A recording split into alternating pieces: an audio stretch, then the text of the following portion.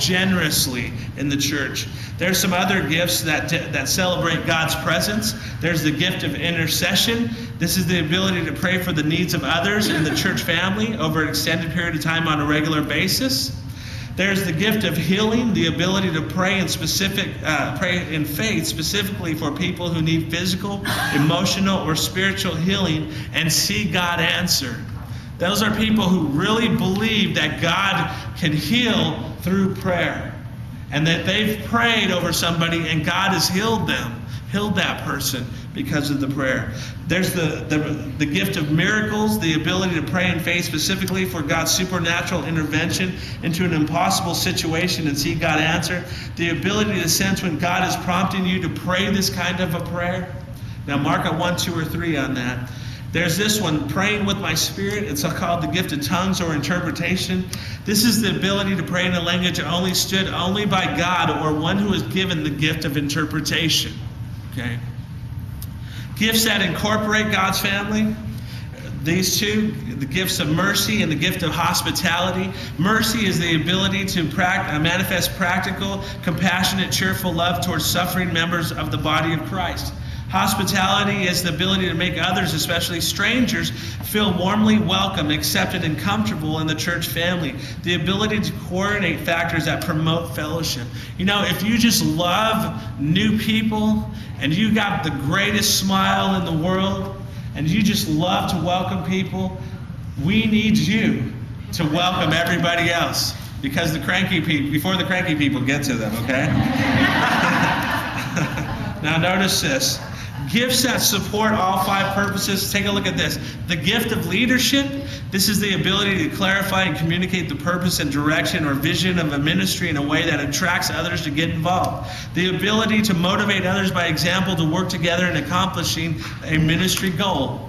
Now notice this next two. Administration, some called organization.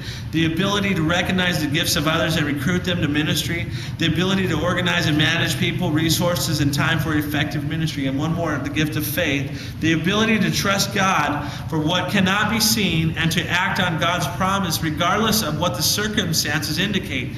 The willingness to risk failure in pursuit of God-given vision, expecting God to handle all the obstacles. Now, I hope that you did that, okay? This is a huge thing that you can do to help you try to figure out what your gift is. Now, circle the one that you put the number 1. Circle all of those. If you put a number 1, circle all of those ones.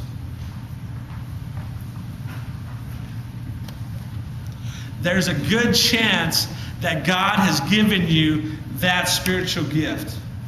Now, by the way, on the table outside, there's a spiritual gift inventory. If you've never taken anyone, it's a lot more in depth in this, and it will help you to figure out what exactly your spiritual gifts are. It's on the table as you walk out. You're welcome to take one and to do that on your own. Spiritual gifts are something that should be used by everyone. Now, notice this on your outline. It says this: my primary ministry commitment should be in the area where I'm gifted. Write that down. Where you're gifted. And then my secondary ministry includes serving in any other area of the body where I am needed. Now get that. There's a place where you're gifted and we want you to serve there. But there's a lot of times when we just need some help, right? There's a lot of times when the parking lot needs to be swept, or there's trash laying around, or a light bulb needs to be changed. And you just say, you know what, I'm going to step up and I'm going to do that. Right? And so there's where you're gifted and where you're needed. Those are 2 areas where you can serve. Now notice this next part on your outline. God says, not only have I given you a spiritual gift, but I've also given you a heart to do something. A heart to do something. Now write that down. What is your heart? Well, that's the real you. That's the real you. Each of us has a unique heartbeat physiologically, and each person has a slightly different pattern. In the same way, God has given us all different hearts for different things. Some of you like sports, some of you don't. Isn't that true? Some of you like vegetables, some of you don't. Isn't that true? Some of you, I don't know, some of you like ice cream. How many ice cream likers here? How many of you can't stand ice cream? There's a couple. Good. Yeah. We're all different. We can't believe that, but there are. God has given us a special heart to do something amazing in the world. And God says, I want you to take not only your spiritual gift, but take what I've given you in your heart and use that for me, to serve me. Now notice this verse, Psalm 37, it says this, delight yourself also in the Lord. And let's read this last part together. He shall give you the desires of your heart. Now, when we delight ourselves in God, God says, I will give you those desires. Why? Because you're doing exactly what He wants you to do. My heart determines three things: why I say the things I do, why I feel the way I do, why I act the way I do. Now, all of you have a different heartbeat, something that you love to do. Now, think about that. What is it that you love to do? Answer that question in your head. What is it that you love to do? It's fun. It's not work. It's not a task. I love to do this. Some of you are quilters and crafters. Some of you are mechanics and love to work with your hands. Some of you like to read. Some of you like to teach. Some of you like to do all kinds of things. Now notice this. I'm just going to go through this. I'm not going to read this, but read each one of them. But I'm going to go through just the bullet points of this on this white sheet. Notice this. It brings me great joy to design and develop. Now check all the ones that relate to you, okay? Check the ones that relate to you. To pioneer, to test and try new concepts. I like to organize, to operate and maintain. I like to serve and help. I like to acquire or possess. I love to shop, collect, or obtain things. Ladies, how many of you like to shop? Good, very good. God has given you that in your heart. You can even tell your husband, I said so.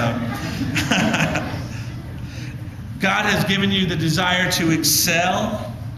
I love to be the best and make my team the best. To influence, I love to convert people to my way of thinking. I have a heart to perform.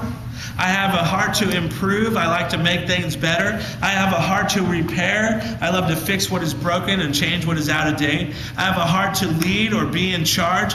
I love to lead the way, oversee, and supervise. I have a heart to persevere. I love to see things to completion. I love to follow the rules. I love to operate by policies and procedures. I love to prevail. I love to fight for what is right and oppose what is wrong. Or there's others. I'm just giving you some of them. Now notice the question at the bottom. I love this, and I want to encourage you to write your answer. The first thing that comes off the top of your head, I want you to write. I'm going to give you about 10 seconds to write. But notice this. It says this. If I knew I could not fail, this is what I would do for God in my life. Think about that question. If I knew I could not fail, this is what I would do for God in my life. And I want you to write that at the bottom of your form there, paper.